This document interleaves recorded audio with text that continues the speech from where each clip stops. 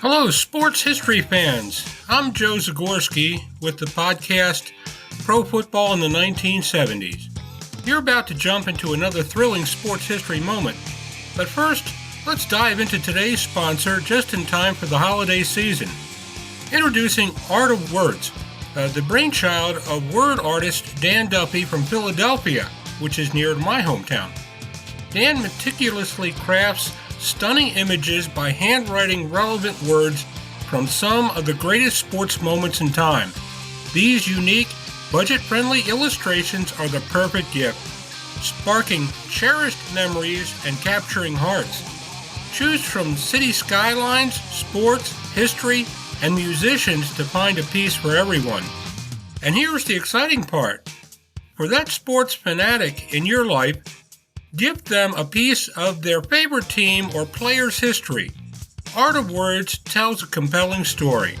Explore collegiate stadiums, each meticulously crafted with every football victory etched in words.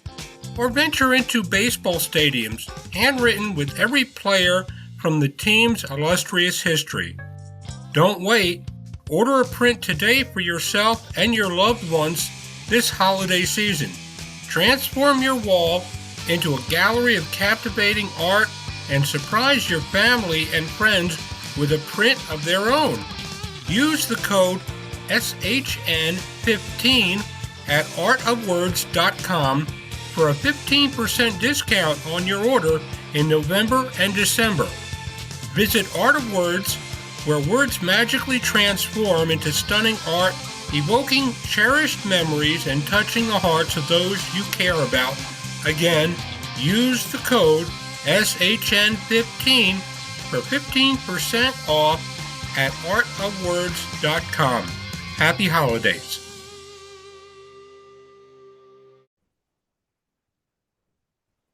And we'd like to welcome everybody back to the Football is Family podcast. We got a guest that's been on a few times, but it's been a while. This Darin Hayes. Darin, can you just introduce yourself and your show and everything else? Yeah, my name's Darin Hayes. I have a couple podcasts here on Sports History Network, the Pigskin Dispatch podcast and the Sports Jersey Dispatch podcast. And, have a great time talking about sports history all the time and football history on Pigskin Dispatch like we're going to talk about today. Yeah, I enjoy your show. It's very fast paced. I don't know I guess because you are from the North, you could talk a lot faster than us Southerners. So that's probably part of it. that could be, but remember, my mother's from down your way in Tennessee. She's from Gatlinburg, so I have some Southern roots to me too. But see, Eastern Tennessee is as north as it comes in Tennessee, so it is what it is. Darin, what? I'm just glad you got to come on. It's hard to get a hold of you because of all the stuff you got going on, but you have something special that just a little bit ago had been released. What is it? What did you do? Well, we took our media project to a whole new level. We've done the podcasting, we have the websites, done some audio dramas and some things like that. We decided to write a book, and it's on a team that's local to me here in Western Pennsylvania, a team from 120 years ago. Actually, 120 years ago right now, from the 1903 season, Franklin, Pennsylvania All-Stars. And, they're sort of a forgotten team, but they're probably one of the most unforgettable teams in history. Franklin. Yeah, you know what? I'm completely ignorant on this. And I thought, well, I could do a quick search on this. I'm not going to do that because I got you to educate me. So tell me about this team. All right, let's go back in time a little bit. Franklin, Pennsylvania, for those that haven't heard of it, is you've probably heard of Edwin Drake. Edwin Drake discovered the first commercial oil well in Western Pennsylvania in Venango County of Pennsylvania, which is probably about 50, 60 miles south of where I am in Erie. It's halfway between Erie and Pittsburgh.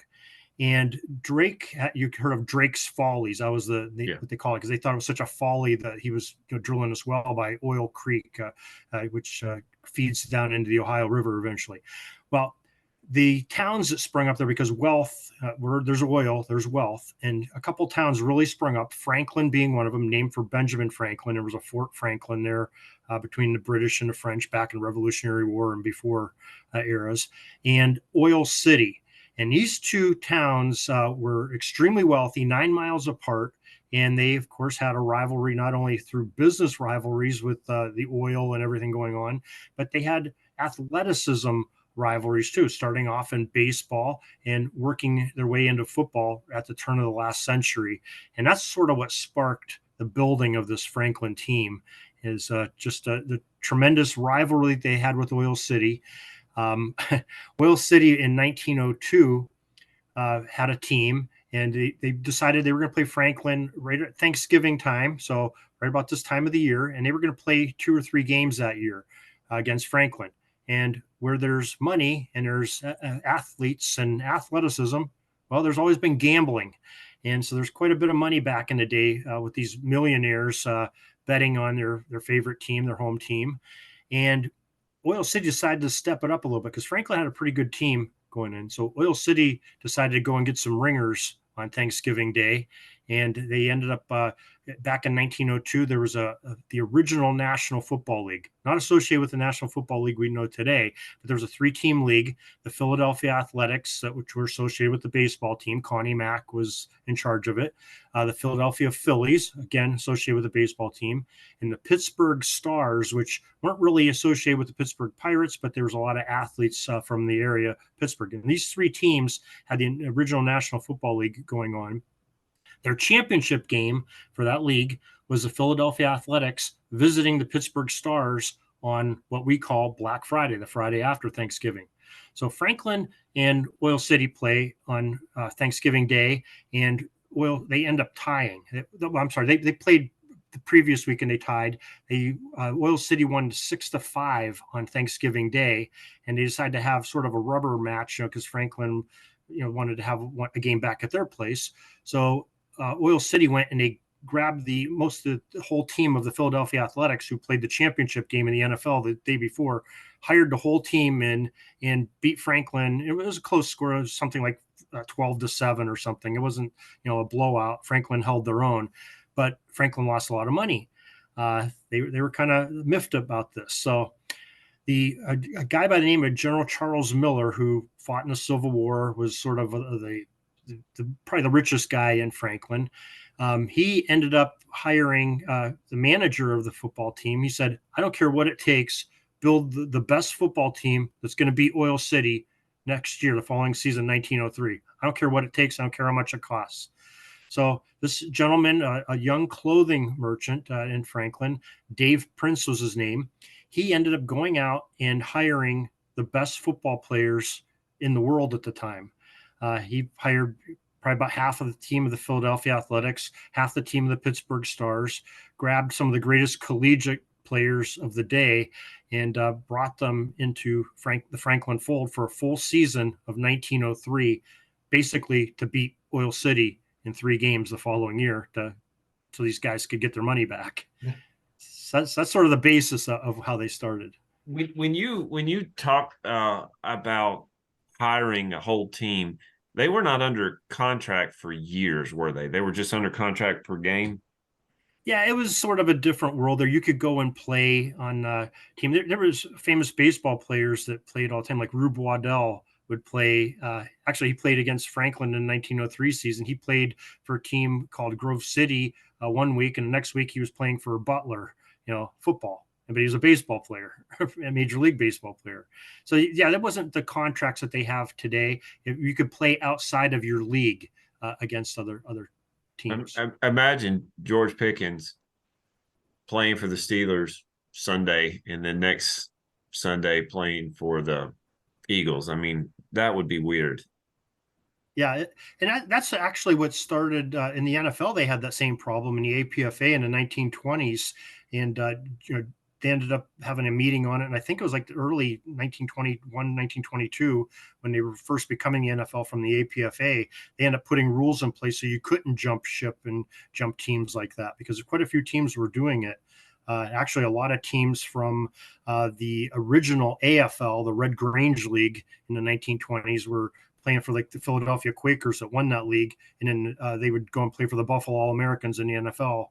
One on Saturday would jump over on Sunday and play for the other team. It was kind of, he had some things going on like that. So eventually the NFL put a kibosh to that, and the contract stood. Golly, their bodies must have taken a beating to play that many games in a row. I can't imagine that. Yeah, it's these guys were athletes. They, like I said, they were the best of the time. A lot of baseball players played football. Christy Mathewson played in that original NFL. Rube Waddell, like we talked about. A guy on Franklin, their quarterback, was a man by the name of Jack Hayden, and he played on quite a few different Major League Baseball teams as well during the baseball season.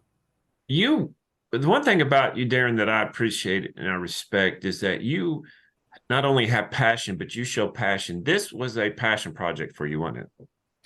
It was, because it was a local story. When I officiated quite a few games between Franklin High School and Oil City High School, which still are a rivalry to this day. They don't have professional teams anymore, but these two teams, they're neighbors. But when there's neighbors and you have two schools about the same time, or two professional football teams or baseball teams or whatever, there's going to be competition.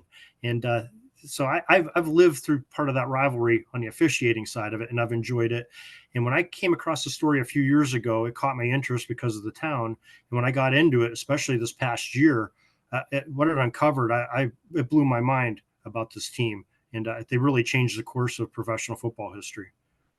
So if somebody was getting into this book, and where is it available? And we'll have it in the show notes and everything like that. Well, it's the title of it is The World's Greatest Pro Gridiron Team, the 1903 Franklin All-Stars. It's available on Amazon. It's in ebook format. By the time this comes out, you'll be able to get it on hardcover and in paperback there. And you can find links on pigskindispatch.com. We have it right on our front page to get you those Amazon links too. So you can get that way too. So if people are going to read this, they need to get out of this whole modern day football, the Travis Kelce, Taylor Swift stuff, and go back when it wasn't so glamorous. Well, sort of, because it was sort of glamorous for that era. Okay. So it's the time frame. Yeah. It's a time frame. But remember, professional football was sort of looked down at this time. College football was king. Yeah. College was king, and pros were just a bunch of has-been collegians that were trying to make a couple bucks, and a lot of the college coaches sort of looked down upon it and thought that it was bad. It was a college game. It should just end at college for those ranks, is what they thought. Yeah. And many prominent, I'm talking like Amos Alonzo Stagg and Bob Zupke and all those, all the way into the 20s, they thought that way. Well, I think there was a movie, and I might have it wrong, Leatherheads, with George Clooney. I watched that, but I was into football history, but I didn't go that far back. And I watched it, it's like, why is it that the college ranks? And then what you're talking about, I started reading, I'm like, oh. And Red Grange, I believe he was the one that kind of bridged the gap between the two professions, college and pro. And that's pretty cool. But the fact is, this was a regional situation that kind of got a little bit bigger when money got involved, wasn't it? It certainly was. 1903 comes along, and they have some of the greatest players on their squad. As a matter of fact, the PFRA in their Coffin Corner magazine, unbeknownst to me, they had one of the guys there, John Wilkie, wrote an article 2 months ago when the Coffin Corner came out, and he had the greatest players from certain eras. In the 1900 to 1910 era, there's 3 players that were on this Franklin team that were on that all-era team. Jack Hayden, we talked about a little bit at the quarterback.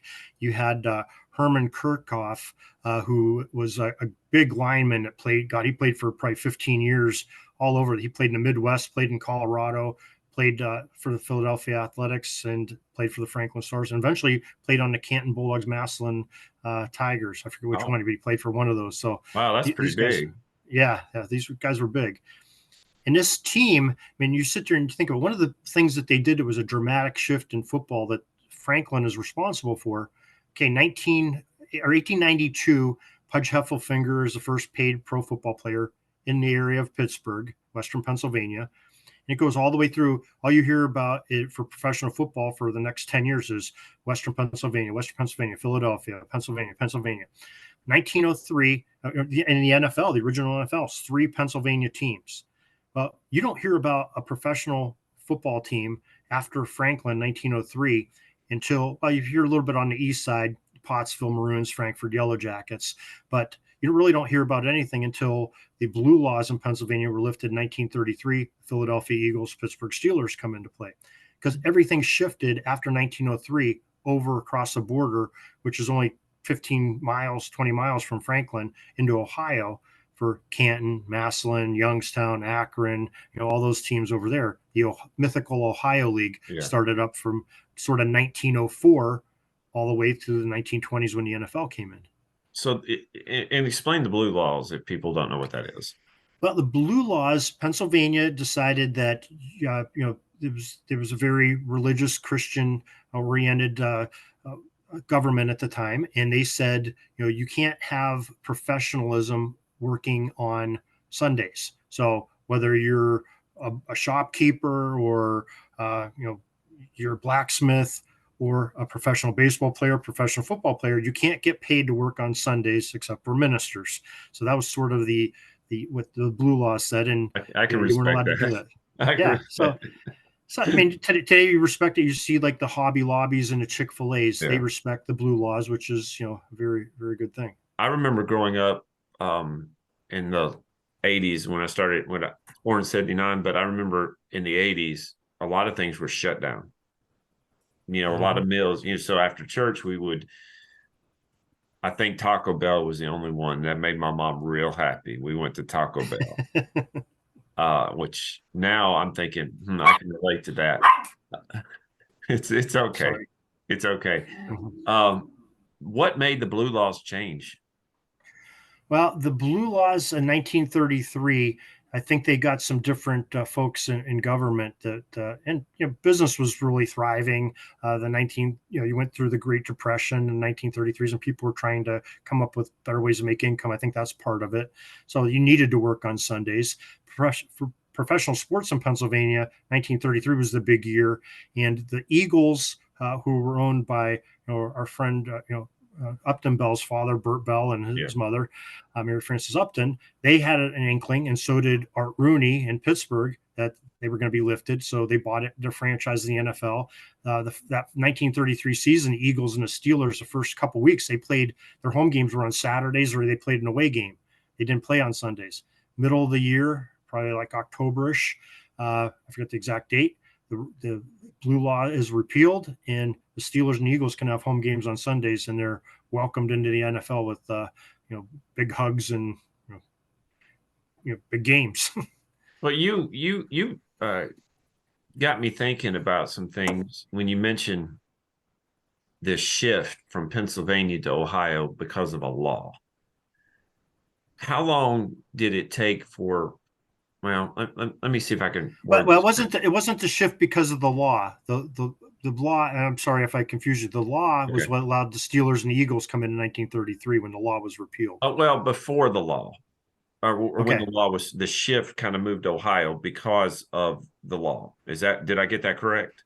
Well, I'm saying that the Franklin team, because they bought up all the players, and they ended up basically squashing the original NFL. Oh, okay. They took all their big players out of it. It would have been like if the USFL would come in and hire all the NFL players away, and nobody wanted to go to the NFL games anymore because they all went to the USFL. That's sort of what they did with one team. This kid's why we don't have monopolies, or we shouldn't have monopolies. Teddy Roosevelt would have had a lot of problems with that.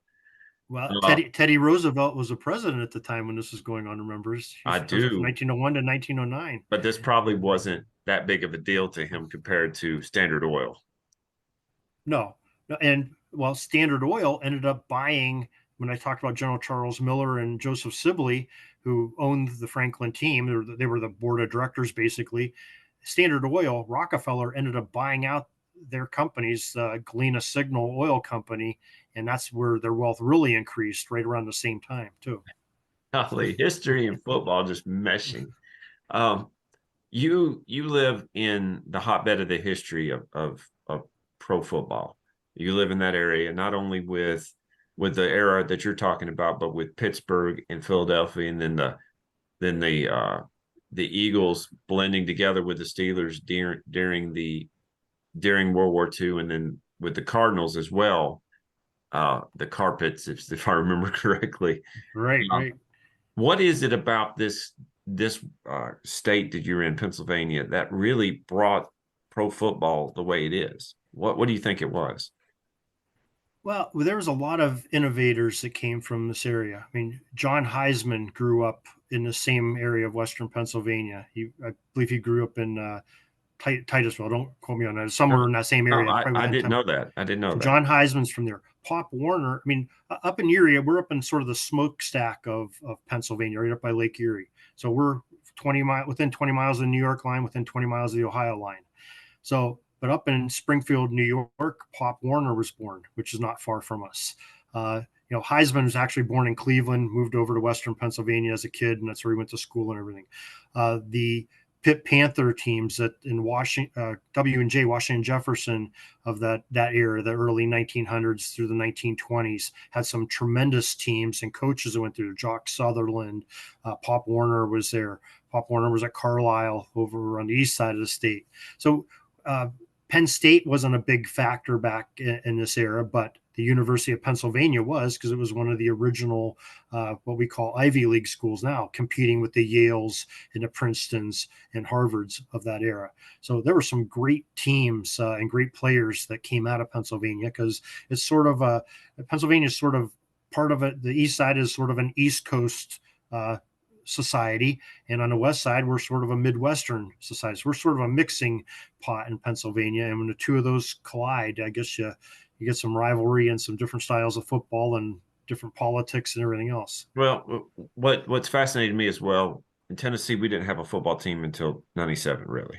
So I didn't have any loyalty to a local. It was the Broncos, because I saw John Elway play and I thought, that guy's cool. For you, growing up in your area, there's a division between Philadelphia and Pittsburgh, correct? Well, not even. Philadelphia is probably about 6 hours away. Where I am in Erie, we are almost 100 miles away from Buffalo, Cleveland, and Pittsburgh. We're in the middle of a triangle. So we've got 3 NFL teams within 2 hours. We can be in their home stadium from where I live. Good gracious. Canton's not that far. Canton's an hour and 45 minutes away. Nice. So did you have a lot? I know this has nothing to do with the book, but I'm fascinated with this. Did you have a lot of pull from Pittsburgh, Buffalo, and Cleveland for your loyalty? Well, it's a split thing. My family grew up, my dad always says, and my grandfather, they worked in factories here in Erie, and everything was Browns, Cleveland Browns, and they couldn't stand hearing these guys talk about Cleveland. They were Pennsylvania guys, and they wanted to root for a Pennsylvania team. So they were rooting for the Steelers, who would get demolished by these, great Browns teams with Paul Brown and Jim Brown and, Otto Graham and all of them. So they're sort of laughing stocks till the 70s, when that's about when I started watching football, is, the immaculate reception and everything. And I can remember my dad, my grandfather put me in front of the TV at 6 years old and said, "You got to see this, watch this play," as they're showing the replays. And I had no idea what was going on, but that's sort of, I was sort of bred into it. And it's Western Pennsylvania it's a hard-nosed football from the north all the way to the south. It's tough-nosed football, and it's a football place. That's our sport here in Western Pennsylvania. So if I were to drive up there, which I don't know if y'all would let me go up that far north, I don't think it would. I actually tried out at a church in Ohio, and it was on one of the lakes up there, and it was March, and there was a foot of snow, and I thought, I like this, but this might get old after a while. Oh, there was only a foot that day? Elyria, Ohio. That's where it was. Oh, okay, yeah. That's not too far from us. It's a beautiful area. It's very, very beautiful area up there. But if I were to drive up north right now and drive in your area, would I see just solid black and gold, or would I see a lot of different things? No, right now, with the fan bases, Buffalo is sort of the hot ticket the last few years because they've had the better team of the three. So if you're in Erie, you'll see Buffalo flags flying over. You'll still see Steelers and Browns things all over the place. This year, everybody's sort of right in the same boat, and there's a big rivalry going here. Our TV rights for the NFL has deemed us a Buffalo market. Oh, come on. That to me would hurt if you were a Steelers fan. Oh, it definitely does. And there's more Steelers and Browns fans than there are Buffalo fans, if you probably did per capita. I don't understand the rights. We were in Alabama for a couple of years, and I wanted my Titans games. They didn't have NFL Sunday ticket yet. And finally, the year before we moved, we got Tennessee games, and it just blew me away. I was like, all right, that's pretty cool.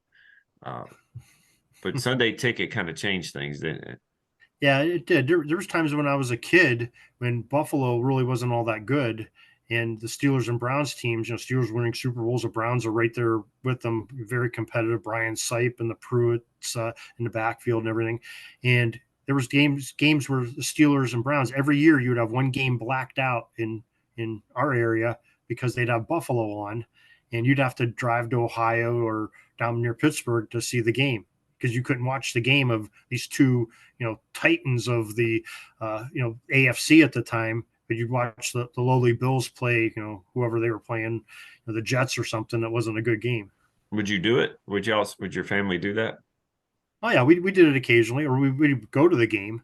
And I was at the game in Cleveland when Turkey Jones dumped Terry Bradshaw on his head. I was in the old Cleveland Coliseum. that was kind of a emotional thing that happened there. But that I see, this is what I like about not only with you and hearing your podcasts, which is fantastic, but also just hearing from you right now is somebody who has a lifelong fandom from 6 years old to now. 6, you didn't understand it, but you were there.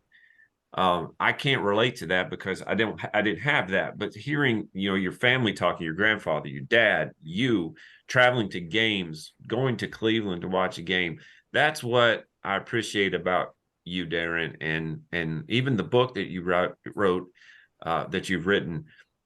I can see the love and respect that you have for your teams. I respect that. Thank you. Oh, well, thank you. Yeah, it's not hard to respect the Franklin team, though. Okay, because not only did they change professional football that way by making the shift go over to Ohio and really propelling the Ohio League and taking it out of Pennsylvania for decades, but this team was so good. What's the most dominant professional football team that you can think of? Name a team. Dominant, like over a period of time, or dominant even one season, you can say. Who's the most dominant? Probably, and I hate to say this because this makes me really sick to say it, probably the 2000 Ravens, or how about this? And I can't remember the exact year. The year that the Patriots, was 2008 that they went undefeated, or was that 2007? 2007 they went undefeated and lost the Super Bowl. That probably was about a notch better than the Ravens in 2000. Yeah, those are two common teams. The 72 Dolphins, of course, they're undefeated championship season. The 1948 Browns in the AFC, they went undefeated and won the AFC title. Okay, but those teams, Franklin did a lot better than them, actually. They called Miami the perfect season. Well, people scored on Miami that year. In the Super Bowl, they beat Washington 14-7, so people obviously scored. Franklin went undefeated, unscored upon. And this is 3 years before the forward pass was legal. They scored, touchdowns were worth 5 points. And with that in mind, they scored 0.92 points per minute played before the forward pass. Only 2 teams crossed midfield all season long, and those were on fumble recoveries that Franklin tracked down and tackled them, and those teams either on the next play gave up the ball by a fumble or were tackled on the other side of midfield. So there's only 2 plays against them all season on their side of the field. They played 12 games. 2 of them were in a postseason tournament called the World Series of Football, the second World Series of Football, in Madison Square Gardens in December 1903, playing against the best teams that professional football had to offer at the time. God, So that's good gracious, that is insane.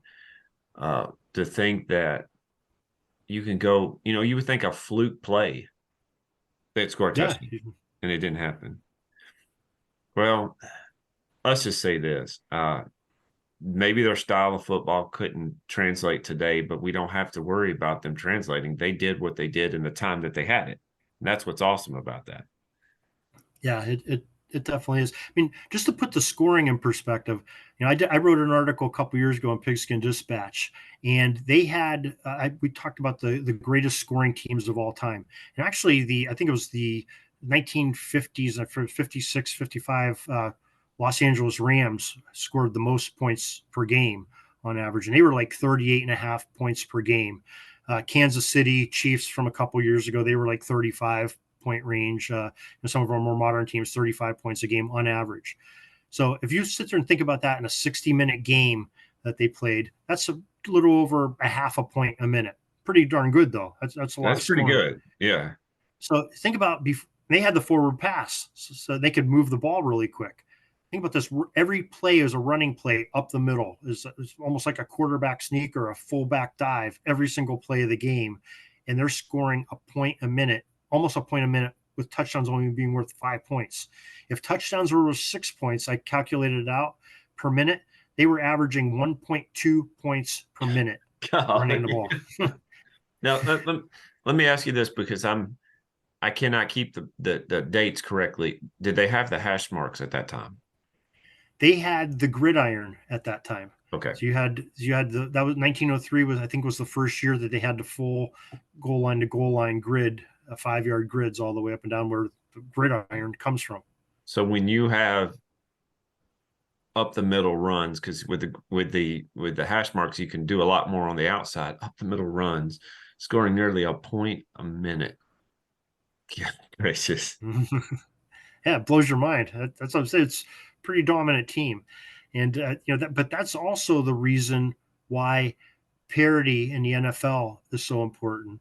If we take a lesson of, because it's great if you're a Franklin fan, but if you're a Syracuse, All Stars, or the Watertown Red Blacks, who are their big rivals, or the East End Athletic Club out of Pittsburgh, it wasn't so much fun. And by the way, Oil City that year forfeited and would not play Franklin those 3 games that they built this team for. So they built this team, and they didn't really have the team they really wanted to play. They couldn't do it. They could. No. You talk about parity, and I got a couple more minutes, Darin, before Zoom tells me to quit. I saw something yesterday that said next year Cleveland will have to eat almost $69 million a cap hit for Deshaun Watson.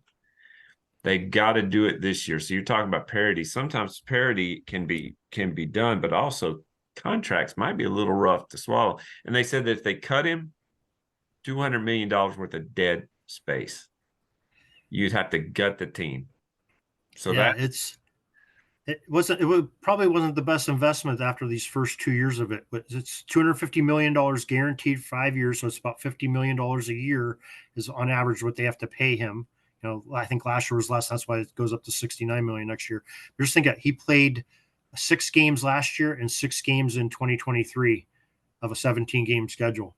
So take $50 million divided by 6, and that's a pretty good chunk of change he's making per game.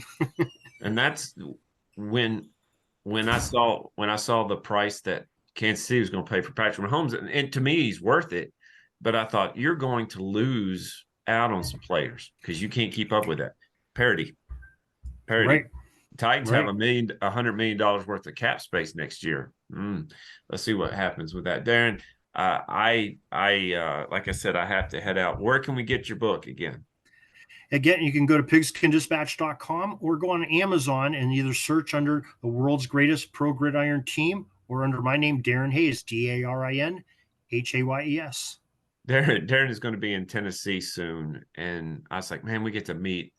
We're going to be passing in the night, my friend, just passing in the night. But we'll hook up.